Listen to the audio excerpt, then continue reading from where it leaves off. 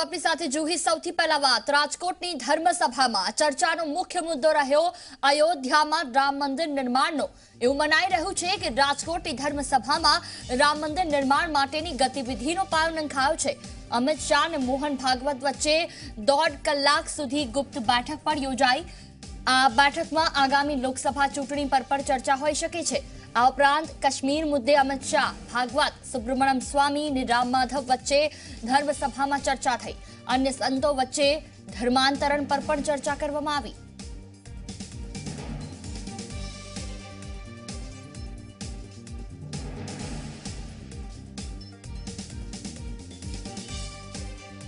तो कश्मीर मुद्दे अमित शाह, भागवत, स्वामी राम माधव, अमित शाह અને ભાગવત વચ્ચે 1.5 કલાક સુધી ગુપ્ત બેઠક પર ચાલી।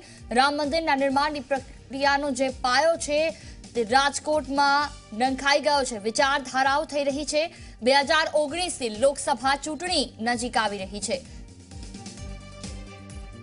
ત્યારે રાજકોટની ધર્મસભામાં ચર્ચાનો મુખ્ય મુદ્દો રહ્યો અયોધ્યામાં રામ મંદિર નિર્માણનો। રક્ષિત પંડ્યા રાજકોટથી અમારી સાથે જોડાયા છે। રક્ષિત, ધર્મસભા યોજાઈ જેમાં ચર્ચાનો મુખ્ય મુદ્દો રહ્યો અયોધ્યાનું રામ મંદિર, તો આ સાથે કેટલીક ગુપ્ત બેઠક પણ યોજાઈ જેમાં મોહન ભાગવત અને અમિત શાહ વચ્ચેની આ ગુપ્ત બેઠકમાં ઘણા મોટા પાયે ચર્ચા થઈ હોવાનું માનવામાં આવી રહ્યું છે। શું વિગતો?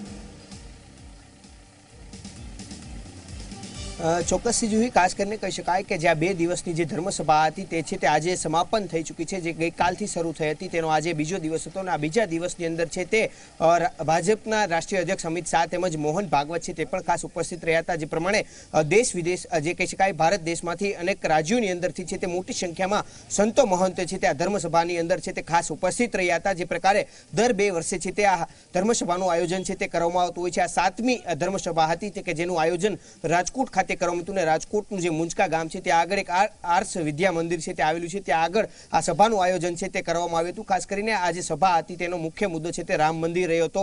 જે પ્રકારે અયોધ્યાની અંદર રામ મંદિર હતું, રામ મંદિર રહેશે અને રામ મંદિર બનાવવામાં આવશે, આ મુખ્ય મુદ્દા ઉપર છે તે ચર્ચા કરવામાં આવી। તો સાથોસાથ જે પ્રકારે ધર્માંતરનો મુદ્દો હોય, શિક્ષણનો મુદ્દો હોય, સોશિયલ મીડિયાનો મુદ્દો હોય કે પછી લવ જહાદનો મુદ્દો, આ તમામ મુદ્દા ઉપર છે તે ચર્ચા છે તે કરવામાં આવી હતી। ખાસ કરીને 1 થી 1.5 કલાક સુધીના સમયની અંદર છે તે અમિત શાહ અને મોહન ભાગવત વચ્ચે બેઠક યોજાઈ હતી। તો બીજી તરફ સુબ્રમણ્યમ સ્વામી અને મોહન ભાગવત વચ્ચે પણ છે તે ખાસ કરીને આ બેઠકનું આયોજન કરાયું હતું। જે પ્રકારે ગુપ્ત બેઠક હતી, કહી શકાય કે જે સમય હતો અમિત શાહનો તેના કરતાં પણ લગભગ 1 થી 1.5 કલાક વધુ સમય છે તે આ આર્ષ વિદ્યા મંદિર ખાતે આવેલી જે ધર્મસભા હતી તેની અંદર તેઓ રોકાયા હતા। અને જે રીતે કહીએ તો 2019ની જે લોકસભાની ચૂંટણી આવી રહી છે તે પહેલા પણ ભાજપ છે તે રામ મંદિર બનાવવા માટે થઈ અને ચર્ચા કરતું હોય છે। તે જ પ્રકારે રામ મંદિર છે તે બનશે તે માટેની ચર્ચા છે તે આજના દિવસે કરવામાં આવી હતી। તમામ સંતો મહંતોનો એક જ મુદ્દો રહ્યો હતો કે રામ મંદિર છે તે બનવું જોઈએ અને ખાસ કરીને જે હિન્દુત્વની જે વાત છે તે અહીંયા આગળ આજે કરવામાં આવી હતી ને તે પ્રકારે આગામી દિવસોની અંદર રામ મંદિરને ઝડપથી બનાવી શકાય, ઝડપથી તેમનો ચુકાદો આવી શકે, આ તમામ મુદ્દા ઉપર છે તે ચર્ચા કરવામાં આવી હતી। ને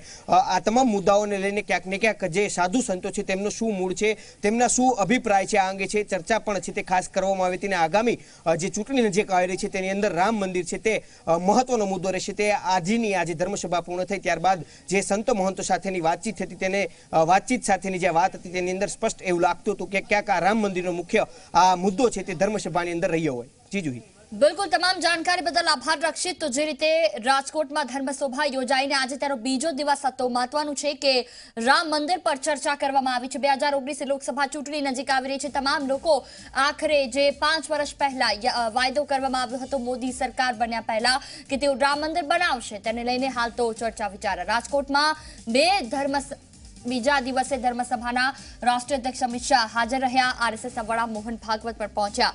શાહ અને મોહન ભાગવત વચ્ચે મુલાકાત થઈ જેમાં રામ મંદિરના નિર્માણ મુદ્દે ચર્ચા થઈ। આરએસએસના વડા મોહન ભાગવતે કહ્યું કે અયોધ્યામાં રામ મંદિર હતું અને બનશે। અમિત શાહે પણ આ મુદ્દે હકારાત્મક વલણ દર્શાવ્યું। જો કે રામ મંદિરના નિર્માણની તારીખ અંગે કોઈ જાહેરાત કરવામાં નથી આવી।